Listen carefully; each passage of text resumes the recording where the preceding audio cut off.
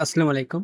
জাতীয় বিশ্ববিদ্যালয়ের অনার্স ২য় রিলিজ স্লিপে চান্স পাওয়ার নিশ্চিত কৌশল নিয়ে আজকের এই ভিডিওটি। অর্থাৎ যারা ১ম রিলিজ হিসেবে চান্স পায় নাই, তারা কিভাবে ২য় রিলিজে অথবা শেষ সুযোগ হিসাবে নিজের পছন্দের সাবজেক্ট ও কলেজ সিলেক্ট করবে, তাদের জন্য আজকের এই ভিডিওটি।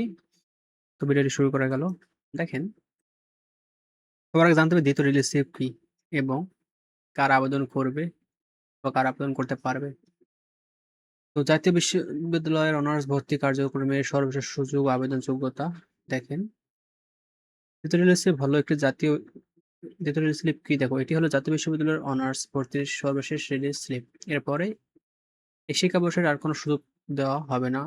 তাই এটি শিক্ষার্থীদের জন্য অত্যন্ত গুরুত্বপূর্ণ ধাপ। এই আবেদন প্রক্রিয়া সম্পূর্ণ অনলাইন ভিত্তিক এবং এর জন্য কোনো আবেদন ফি বা কাগজপত্র জমা দিতে হয় না।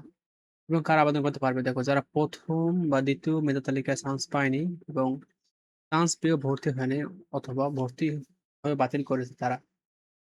এবং ১ম রিলিজ স্লিপে যারা আবেদন করেও চান্স পায়নি বা চান্স পেয়ে ভর্তি হয়নি, এরাই হচ্ছে ২য় রিলিজ স্লিপে আবেদন করবে। এখন আমরা জানবো যে রিলিজ স্লিপে আবেদন প্রক্রিয়া দেখো। ৫ টি কলেজ এবং ১৫ টি সাবজেক্ট সিলেকশন পদ্ধতি দেখো। আপনি রিলিজ স্লিপে সর্বোচ্চ ৫ টি কলেজ সিলেকশন করতে পারবেন। বাংলাদেশের যেকোনো প্রান্তের সরকারি, বেসরকারি, জেলা বা উপজেলা পর্যায়ের সরকারি কলেজগুলো এবং সর্বোচ্চ ১৫ টি সাবজেক্ট চয়েস করতে পারবেন। অর্থাৎ আসন খালি থাকা সাপেক্ষে প্রতিটি কলেজের নিজেদের পছন্দের অনুযায়ী সর্বোচ্চ সাবজেক্ট চয়েস করতে পারবেন ১৫ টি। অর্থাৎ আপনি সারা বাংলাদেশে মাত্র ৫ টি কলেজ চয়েস দিতে পারবেন। আর হচ্ছে ১৫ টি সাবজেক্ট চয়েস দিতে পারবেন। দেখো, চূড়ান্ত মনোনয়ন ও জিপিএ এর ভূমিকা দেখো। আবেদন শেষ হওয়ার পর আপনার জিপিএ অনুযায়ী ৫ টি কলেজের মধ্যে আপনি একটি কলেজে একটি সাবজেক্টে ভর্তির সুযোগ দেওয়া হবে।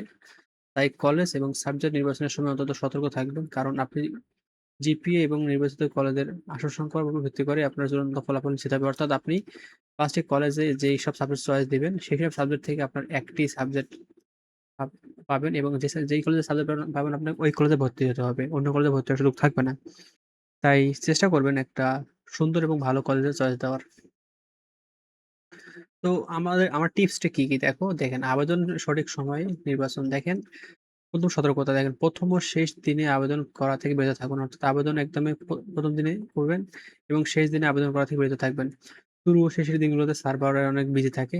যার ফলে আপনার আবেদন সাবমিট হতে সমস্যা বা টেকনিক্যাল ভুল হতে পারে এবং সেরা সময় অর্থাৎ আবেদনের সময়সীমার মাঝামাঝি ২-৩ দিন, অর্থাৎ আপনার যখন সার্কুলার দিবে বা দিছে, আপনি মাঝামাঝি সময় চেষ্টা করবেন আবেদন করার। এর ফলে হবে কি, আপনার আবেদনটা সঠিক পর্যায়ে হয়ে যাবে। আর টিপস নাম্বার ২ এবং ৩ দেখি কি? দেখেন, আসন সংখ্যা ও সাবজেক্ট চয়েস দেখেন। আসন সংখ্যা বিশ্লেষণ অর্থাৎ যেই কলেজে আসন খালি রয়েছে আপনি সেই কলেজে চয়েস দিবেন। অর্থাৎ যেই কলেজ বেশি সিট খালি রয়েছে সেই কলেজে আপনি চয়েস দিবেন। আর সাবজেক্ট চয়েস এর ক্ষেত্রে দেখেন, সাবজেক্ট চয়েস এর দেওয়ার সময় যে সাবজেক্ট গুলোতে সিট সবচেয়ে বেশি খালি আছে, আপনি সেই সাবজেক্ট গুলোতে চয়েস দিবেন। বিশেষ করে আ চয়েস হিসেবে ১ম এ রাখবেন আপনার পছন্দের সাবজেক্ট, অর্থাৎ যেখানে আপনি চান্স পাবেন। বুঝতে পারছেন? আসন খালি থাকলেও আপনি যাচাই করে দেখবেন যে আপনার কোন সাবজেক্টে সবচেয়ে বেশি আসন খালি আছে এবং কোন কলেজে সবচেয়ে বেশি আসন খালি আছে। তাহলে আপনার সুবিধা হবে। ঠিক আছে? এখন দেখব টিপস নাম্বার ৪ কি, যে নিজ গ্রুপকে বেশি অগ্রাধিকার দিবেন। অর্থাৎ আপনি যে গ্রুপে আপনি পড়েন, আপনি সায়েন্সের হলে আপনি সায়েন্সের সাবজেক্ট চয়েস দিবেন। আপনি আর্টসের হলে আর্টসের সাবজেক্ট চয়েস দিবেন।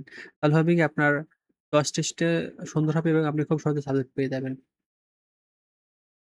আর টিপস নাম্বার ৫ ও ৬ টা খেয়াল করে দেখেন। জিপি ও কলেজের সিলেকশন দেখেন।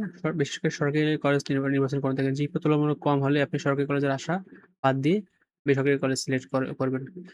আর সরকারি কলেজে আসন সংখ্যা অত্যন্ত সীমিত থাকে এবং ভালো জিপিএ ছাড়া চান্স পাওয়া যায় না। তাই আপনার যদি জিপিএ কম থাকে, আপনি সরকারি কলেজ চয়েস না করে আপনি বেসরকারি কলেজ চয়েস করবেন। দেখেন, জিপিএ যদি কম থাকে তবে আপনি শহরের নামকরা কলেজের পরিবর্তে উপজেলা ভিত্তিক কলেজগুলোতে সিলেক্ট করবেন এবং এতে চান্স পাওয়ার সম্ভাবনা অনেক বেশি থাকবে এবং রিলিজ স্লিপে সফল হওয়ার এটাই মূল চাবিকাঠি।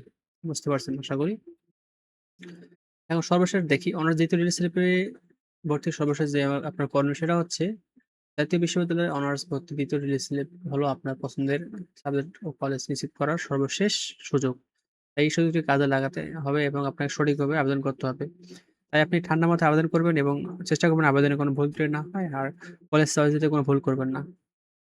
তো ভিডিওটি এ পর্যন্ত। আসসালামু আলাইকুম।